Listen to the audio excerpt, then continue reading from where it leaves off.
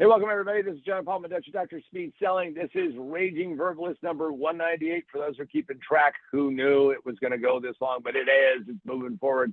For those of you brand new, welcome. Glad to have you here. For those who are returning veterans, glad to see you that you're here. I mean, veterans of Raging Verbalist. Veterans, other veterans too can come along, of course, obviously. Just so you know, Raging Verbalist, I talk about a lot of different topics and different things.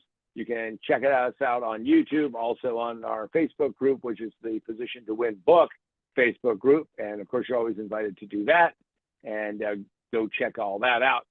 Now, I don't usually venture into politics unless it encroaches in on me, and that's where we're going to be at today. So I'm giving you just a heads up warning so you have that ahead of time. Now, with me as always, who sits in for you, who asks the questions, who says these things, and you can always send her comments, is the ever lovely Sandra. Sandra, welcome to Raging Verbalist. Hello, how are you doing today? Besides I am raging. I am raging today. Today's one of those topics. Yeah. All right. But all right, so let's just hit it right now. Let's not waste any more time. It's a topic we got to get into. So all right, so we're talking about one cord to rule them all. So what caused Apple to change their connector? So Apple was put under pressure. For those of you who don't know, quick little technical update. Apple changed connectors in 2012 to what was called the Lightning connector. And Lightning connector was their own universal. You couldn't plug it in wrong. It would work either way, all of that stuff. And they put that in place in 2012. While others were using various USB connectors, Samsung, LG, you name it around the world. And of course, they weren't going to pay Apple because Apple owned that technology. So what forced them is that the European Union, and that's what we're going to talk about today, a bunch of people in Belgium said, okay, we're going to fix this problem that doesn't really exist, but we're going to fix this problem because what we're going to do is we're going to force them to go to what's called the USB-C connector. And well, that's the part that pisses me off, which is politicians meddling in technology. When has that ever not screwed up? If you have an example, put it in the comments below and tell me where it worked out perfectly, that they could see the future, figure out what was going on, and do it right. But that's what forced Apple to do it, because they lost the lawsuit in Europe. Big surprise, right? I mean, hey, let's stack the deck and stack the deck and stack the deck. So that's why Apple had to change for their newest models to go to a USB-C. And who was behind changing the connector? Well, the culprit, and I call him a culprit, I do not like politicians and bureaucrats who meddle in things that they don't know. His name is Alex, and I cannot pronounce his middle or his last name, so I won't even destroy it. But he is a Maltese politician and a member of the European Parliament, and he rallied everybody around this fateful cause of the terrible fact that we didn't have one single cord, one single connector. Very dramatically, he got up and held up a whole bunch of spaghetti of different connectors and said, well, what we need to do is we need to go to one connector, one cable to rule them all. Now it's fine if you're making a, I don't know, Lord of the Rings kind of thing, but let's talk about reality here. By the way, the guy only got 35,823 votes. I mean, it's, what? And he's telling 8+ billion people what to do, and it will have repercussions around the globe. And I don't think it's going to necessarily be good ones. Alex, go do something. Now, he's a socialist. He's, not quite a communist, but he's a socialist dude. And of course, they have all the right answers without any kind of real basis and knowledge of what's going on. And why did they want to make the change? Well, they said, hey, we have so many different connectors and so many different cables and so much of this and so much of that. By making the change, by having one cord to rule them all, that what we would end up doing is we were going to combat global warming. We're going to stop tossing all this stuff into landfills. Hey, how about recycling a bunch of these cables when they go crap, they go down the tubes or something like that? What about that? I mean, I've got boxes of these old connectors. What are you going to do with some of this stuff? Well, he has the solution. we're just going to go to one standard USB-C. By the way, we've already done an entire Raging Verbalist about all the different USB-C connectors, and we're not done. We're not done. People have different connectors for different needs, but yeah, so that was the guys. That was the, we're going to fix it all by doing one connector, and that's it. It's going to solve it all. But of course, we'll hear more about that in a second. So you seem skeptical about that claim. Well, I'm skeptical because I have seen so many of these claims, so many of these statements by politicians and bureaucrats who said if we just did this one thing, everything would be solved. I mean, you know, you'd have shinier floors and, you know, it grows hair and it does everything else. Well, I've never seen one of these situations where the political force to do something, and now there's another big one that's coming, a big surfing wave, where they could actually figure out and dictate a standard that would improve things dramatically, because all they do is they add in costs, and they add in, and lawyers, by the way, love this. I mean, time to rev up the lawsuits, rev all this other stuff up, which of course we've already done. Now, I believe that market forces drive us to it. If there weren't market forces, Apple wouldn't have changed from their old 30-pin to their 8-pin. Now they're moving to USB-C. Were they going to move to USB-C? Probably, but it doesn't matter because it's market forces. People buy, humans buy what they want. They go to the least, least friction. They just go out and get this stuff. So yeah, I think that this is nonsense, but that's just, I think that this is the way the world works. Now, if you don't believe that that's the case, put a comment down below. Now, I'm going to tell you right now that one of the things that, of course, he did not do, he has never read Alex, has never done it. No, we never sent it to him because why do it? I think he's got a closed mind already. But what I'm going to tell you is you don't have to have a closed mind. You can actually get this, and that is what you want to do is you want to go pick up my book. Most businesses fail in the first 5 minutes. It just takes them 3 to 5 years to realize it, position to win. Now, all we talk about, which is the most important thing, is that you have to have the right positioning. If, in fact, something in the marketplace has the right positioning, it will dominate and it will drive other forces to move these things forward. So you can go pick this up at positiontowinbook.com, positiontowinbook.com. You can also get it physical copy through Amazon, Barnes & Noble, Books A Million, and other fine booksellers. Also, you can go get the digital copy, Kindle, Nook, and Apple iBooks. Also, you can go check out exclusively on Kindle, Remote Work for a Better World, so that way you can actually do remote work in the best way you possibly can. I can tell you that most people have done it poorly. We probably should just do a whole series about how, companies have screwed it up for all that. And while you're there, maybe you want to pick up a Raging Verbalist mug, which may give you a rage to go out there and get something done. Now, having said, oh, by the way, always tastes better than a Raging Verbalist mug. Okay, Sandra, what is the next question? All right. Do you think they will achieve their goals? Absolutely not. And what will happen is that no one will actually do the backup research down the road to say, okay, we barred this lightning connector, we changed this, and there we go, we fixed this problem. And, the whole world will burp a sigh of relief and it'll all be cool and good and done. Because, well, first off, Apple's got like 1.2 billion devices using the lightning connector.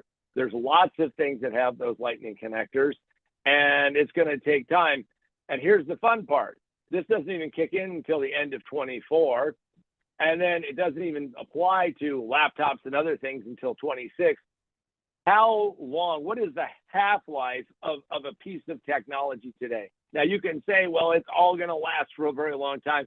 I got some old stuff I can sell you for a really good premium price because this stuff comes and goes. The downside of it is that technology is going to march on. This will be a barrier for improving technology. If somebody comes out with a better connector, what are they going to do? What will they do? Will the European Union go, oh yeah, let's fix this problem? I don't think so. And there seem to be a lot of different connectors anyway. There are a lot of different connectors, and let me first burst Mr. Alex's bubble. Okay, I have a USB-C can't really see it, but USB-C to USB-C. Now this cable, by the way, this connector is used in a lot of different things. First off, it's used on USB-C, but there's not just one kind of USB-C. There's lots of different kinds. In fact, when Apple ships you your new iPhone 15 or 15 Pro, they give you a connector that is USB-C to USB-C, which, by the way, most people don't have a wall adapter that's USB-C, but why worry about that? You have time to buy something new. So if you want to do fast charging, you actually have to buy a different cable. Now, funny part about it is that this cable doesn't have any markings on it. Now, are they going to put markings on all these?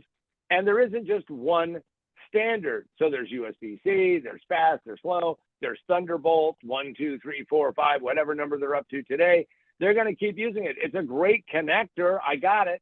But not all connectors, not all cables are the same. And there's no way to know unless you go do that. Isn't that a smart idea? On top of which, okay, what happens to my Fitbit?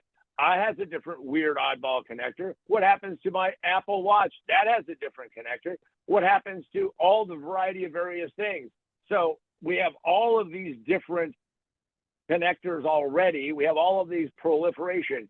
Are they now going to force everybody to do that? That's what they say. But this is a big ass connector for some small devices. I mean, so we're going to have just a big old giant honking thing? No. I mean, it's just stupid in my opinion. And I think it's ridiculous. By the way, I have a fairly new laptop, Dell. What does it have? It has one USB-C connector, one. So I had to go out and buy a USB-C hub, which I have sitting on my desk. I also have a travel USB-C hub. So all of that holding up a bunch of cables, I'm not going to have a lot of cables. Bullshit, Mr. Alex, bullshit, because you know what? We have to have a lot of different cables, especially if you're going to have a bunch of stuff. Maybe the best way to do it would be just to bar all of these things. Just say, we can't build them anymore because we're going to save whatever you think you're going to save. Yeah, 35,823 people were wrong because they voted this knucklehead to tell us all what we need to do. And if you're sitting there saying, John, don't you care? I care. Yes, but I'm also practical because there is no way, Jose, that you're going to ever get to the point of where you're going to have one damn thing that's going to do them all, because that ain't going to happen, because there's different, what is called, you may want to write this down if you're having trouble getting your head wrapped around it. It's called use cases. You know, the connector that you're going to need to plug into something is going to change based upon what you need to do with it. All right, so what are the downsides of this kind of regulation? Once put in place, there is no motivation to change it, fix it, or improve it when new innovation comes along. And in fact, new innovation will come along. So now how will the EU deal with it? Will we be able to get all those overwhelming landslide voters in the EU Parliament to come together and look at this? How will they do it? Well, they'll say, well, you know, we already voted this one standard in, and it's going to, so it ends up having a long, stupid tail. Anything that slows the development of technology ends up being what? An impediment to moving forward. If you believe in innovation, you got to remove as much regulation as possible. So whenever I hear that regulators are going to get in the middle of something, regulators love to regulate. And do they actually accomplish what they say they're going to do? Lots of times they don't. Most of the time they don't. Well, I'm going to say like the vast majority of time, because what happens is that, yes, you need to have somebody overseeing this stuff. But I can tell you that regulators are a little bit like the video game Pac-Man. As soon as they get their little energy bubble, they go out biting and chewing on all kinds of other stuff. So when this changes, when this becomes bullshit, old, passe, and all of that, assuming that we all live long enough, unless the great giant meteorite's going to wipe us out, then who cares what your connector was? Guess what? They're not going to change because they have no mechanism by which they're going to do it, or by which they're going to evaluate it, or by which it's going to take place. And is there truly a way to simplify your life if you are a road warrior?